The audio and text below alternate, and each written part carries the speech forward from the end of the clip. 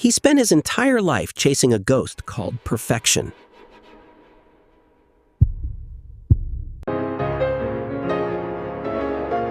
In a single silent moment, he walked away from the conservatory, away from the applause, away from the keys. He believed that if he couldn't play perfectly, days bled into weeks of deep, suffocating silence. The silence didn't feel like yours. To find his voice again, he had to destroy the rules that silenced him. He packed a bag, bought a one-way ticket. He arrived in New Orleans, a city built on sweat, survival, and a kind of music that doesn't care about. The air was thick with the raw, chaotic energy of jazz.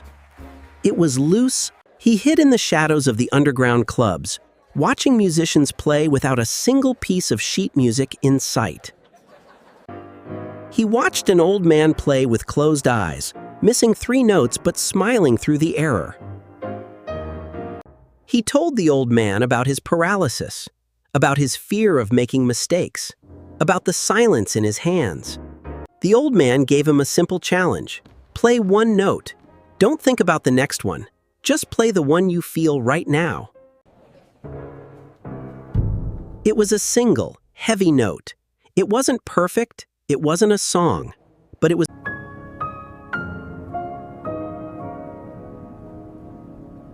He found a sanctuary in an old attic. He had to unlearn everything. He had to learn to love the dissonance, the imperfections, and the raw, unpolished truth of a sound that wasn't planned. He started finding music outside of the piano. In the steady drip of the rain, the rumble of the streetcars, he threw away the grids. He started mapping his emotions as fluid lines and open spaces, letting his mind play without the fear. The invitation came without warning. The old man didn't ask if he was ready. In jazz, you are never. His heart was racing, but the old man's rhythm was an unshakable foundation.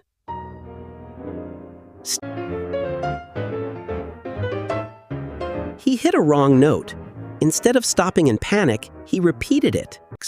The performance paralysis was entirely gone, washed away by the joy of pure improvisation. He wasn't playing. He woke up with a different kind of silence inside his mind. It wasn't the heavy, suffocating silence of failure.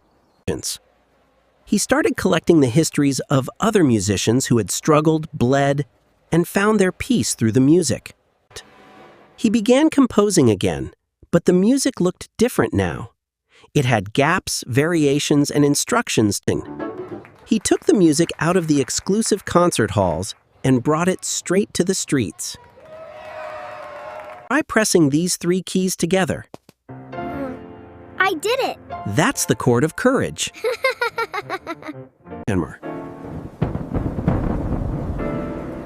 When the dark storms of memory returned, he didn't run from them anymore. The past came calling, offering him a chance to reclaim his old throne. He chose to stay where his soul could breathe.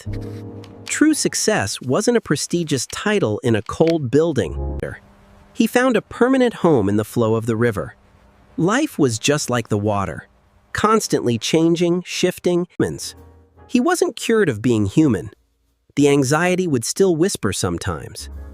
But he had built a sanctuary of ring. He played with his eyes wide open, looking directly at the people, connecting with their struggles, their joy, and their shame. He was finally completely free. He had traded the applause felt different this time. It wasn't a grade for an error-free recital. It was a shared celebration of a spitz. He walked through the sleeping city, his heart completely light. He didn't need the bright spotlights of the grand concert halls to feel valid anymore. He had found a The endless, hypercritical thoughts were permanently gone. His mind was just a quiet. Don't let the fear of making mistakes silence your true voice. Drop the script, True jazz is about passing the groove to the next person in line. So, who's ready to learn? We are. Great. Let's start with some basics. He started by breaking their fear of the instrument. He showed them that noise isn't an enemy, it's just raw energy waiting to be organized into a story. He looked for the quiet ones, the ones who carried the invisible weight of a hard home life. And he handed them a keyboard as a shield against the world.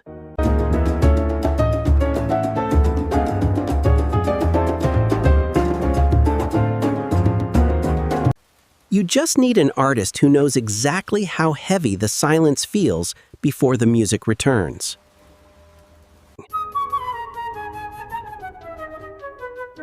And just like that, the barrier broke.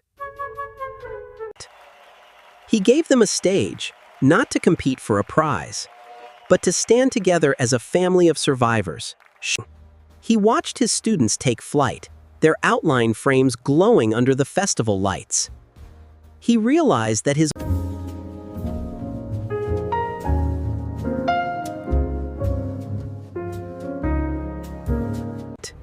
He walked through the empty streets, the echo of his students' music still ringing beautifully in his ears. The empty room he started with was now overflowing with the lives of others. His private sanctuary, he was completely awake to his life. The piano was no longer a machine of judgment, it was an extension of his own breathing, his own peace. Your story doesn't end when you hit a wrong note. True life is an improvisation, and every time moved forward, and the city became a part of his pulse. He was no longer a visitor trying to heal. He didn't just run workshops anymore. He had built a permanent house of rhythm, a temple. He designed a curriculum for the human soul, treating music not as a competitive sport, but as a universal language of emotional survival. He watched them push the boundaries of their talent, no longer afraid of falling because they knew exactly how to land on their feet. They were completely fearless.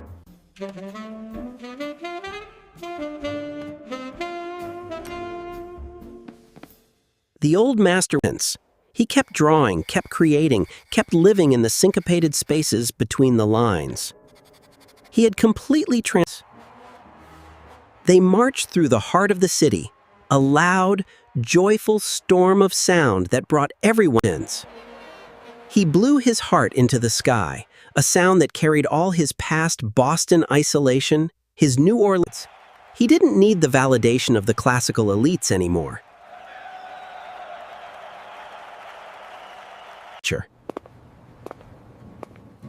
He returned to his quiet room, his body pleasantly tired.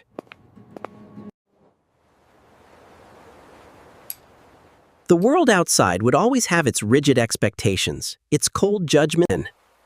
He fell asleep in perfect harmony with his own existence. His mind was a beautiful, unwritten story.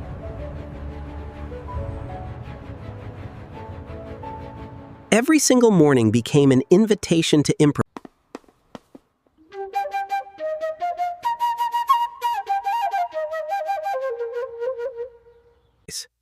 The book of his rigid rules was gone forever. His life was now an infinite blank page. He stepped back into his responsibilities, not as a duty that crushed him, but as a joy that expanded his life. He had survived the dark silence, he had conquered the fear of the wrong note, and he had come back as a master of his own unscripted reality. The building was a living testament to what happens when you dare to fall apart. It becomes the... He looked at the new generation learning to play without fear, and he knew her. The road trip was over, the wilderness detox was completed, and the jazz sanctuary was built. He was no longer... He learned to love the shifting shadows, the syncopated pauses, and the unpredictable turns of the path. Every single moment became a fresh canvas, a new note, a clean opportunity to connect with the raw art of existence. The cage of his old anxieties was permanently shattered. The silence inside his mind was no longer an empty void. Hey, there he is. Glad you could make it, Stick. We've been waiting for you. I wouldn't miss it for the world. The modern world would always try to demand its rigid metrics. But he had built a sanctuary. Let's toast to that. To time that no rush could compromise. He lived in the micro moments of peace, finding that the highest reward of survival is simply the ability to sit quietly. He was ready for the future, ready for the storms, ready for the wrong notes, because he knew that as long as he held the pen, he else. The river kept flowing, the city kept breathing, and the music kept playing. He had survived the long exile. He had unlearned the heavy rules, and he had claimed his own true voice. For the first time in his entire existence, silence didn't feel like a heavy burden. Never let the fear of a wrong note keep you from playing your song. Drop the script.